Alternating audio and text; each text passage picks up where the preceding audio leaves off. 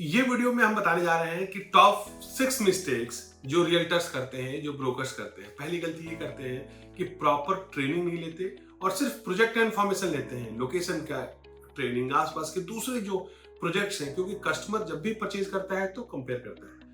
तो आपको प्रोजेक्ट से रिलेटेड तो अवेयरनेस होनी ही चाहिए, साथ ही साथ आसपास के लोकेशन, कनेक्टिविटी और दूसरे जो प्रोजेक्ट्स हैं उनका भी प्राइस, उनके भी रेट्स और उनके भी अम्यूनिटीज के बारे में पता होना चाहिए, जिससे कि आप एक प्रॉपर कंपैरेटिव एनालिसिस करके और अपने उस प्रोजेक्ट को अपर हेड पे दिखा पाए जो आप बेच रहे हैं। वो गलतियां जो ब्रोकर्स करते हैं, जो चैनल पार्टनर्स करते हैं, उसमें मिस्टेक नंबर 2 है कि हम इतनी महंगी लीड्स जनरेट करके, अच्छी लीड्स जनरेट करके देते हैं। आप लोग टेलीकॉलर्स को क्यों पकड़ा देते हैं? क्योंकि टेलीकॉलर जब कॉल करती है तो बोलती है, नमस्कार सर, मेरा नाम है प्रिया और मैंने आपको कॉल किया था, आप प्रॉपर्टी देख रहे हैं नोएडा में? तो आप बोलते हैं नहीं, मैं नहीं देख रहा हूँ, क्योंकि पता चल जाता है कि 20,000 वाली, 25,000 वाली टेली कॉलर है और इसको एंटरटेन नहीं करना है। तो अगली बार जब लीड्स आए तो सेल्स पर्सन को दीजिए, क्योंकि सेल्स पर्सन फर्स्ट कॉल पे एक रिलेशन बिल्ड करना चाहता है। एक ऐसा सेल्स पर्सन जो दिमाग में बैठ जाए, उसका नाम याद हो जाए, पहले कॉल का ये इंप्रेशन होना चाहिए और एक अच्छा सेल्स पर्सन ये करना जानता है। तो आगे अगर लीड्स आए तो always share it with sales person.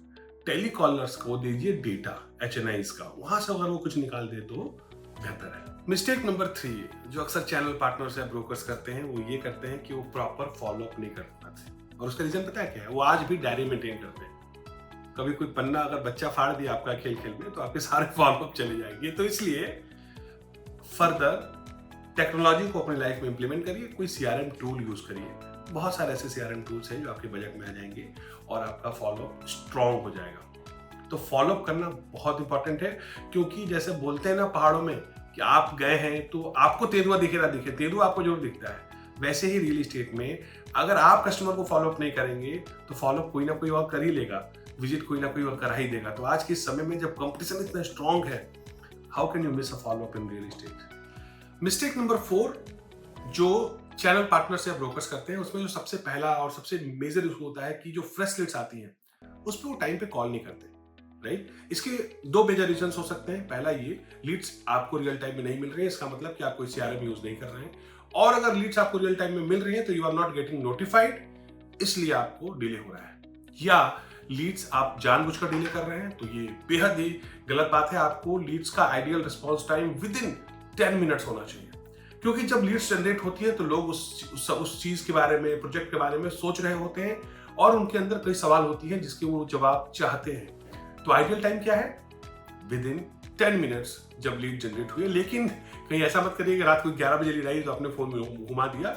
आप व्हाट्सएप पे पिंग कर सकते हैं रात को 11 बजे। बहुत सारे लोग रात को बात तो नहीं कर सकते, लेकिन व्हाट्सएप पे कम्युनिकेट कर सकते हैं। चैनल पार्टनर्स या ब्रोकर्स जो गलतियां करते हैं, उसमें मिस्टेक नंबर 5 है too much aggressive approach and looking too desperate to close the deal. Sales का, ये सिर्फ रियल एस्टेट में नहीं, कोई भी इंडस्ट्री हो, अगर आप डेस्परेट दिखेंगे सेल्स के लिए तो आपको सेल्स नहीं मिलेगा, यकीन मानिए। ये किसी भी चीज में, अगर आप प्रेम भी करते हैं और लड़के के पीछे पीछे घूमते हैं तो लड़के भी ग्रांटेड ले लेती हैं। इसीलिए कभी भी आपको किसी भी सेल्स, कोई भी सेल्स कर रहे हो, डेस्परेट नहीं दिखना है, आपको एटीट्यूड में रहना है। वो चाहे हो चाहे ना हो, लेकिन एटीट्यूड दिखना चाहिए। सेल्स में ये बहुत इंपॉर्टेंट है।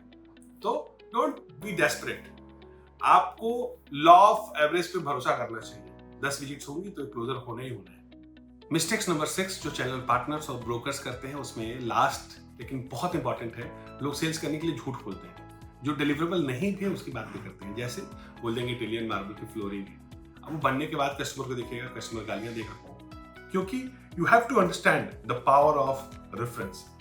रियल एस्टेट में कई बार रेफरेंस से बहुत ज्यादा कस्टमर्स मिलते हैं। कई ऐसे कस्टमर्स हैं जो सिर्फ रेफरेंस में ही सेल्स करते हैं। मतलब अगर आप अपने कस्टमर्स को सही इंफॉर्मेशन देके सेल्स करेंगे और उसको सर्विस अच्छी देंगे तो लाइफ लॉन्ग आपको रेफरेंसेस मिलते रहेंगे और शायद आपको लीड्स के पीछे, अच्छी लीड्स के पीछे बहुत खर्चा भी ना करना पड़े एजेंसीज के ऊपर, हमारे जैसे। लेकिन आपको हमेशा फोर्स करना चाहिए, हमेशा कोशिश करना चाहिए कि अच्छी सर्विस दें, सही और लेजिटिमेट इंफॉर्मेशन के साथ कस्टमर्स को क्लोज करें और क्लोज होने के बाद, डील होने के बाद भी कस्टमर को उतना ही इंपॉर्टेंस दें जितना डील क्लोज होने से पहले देते थे। Thank you.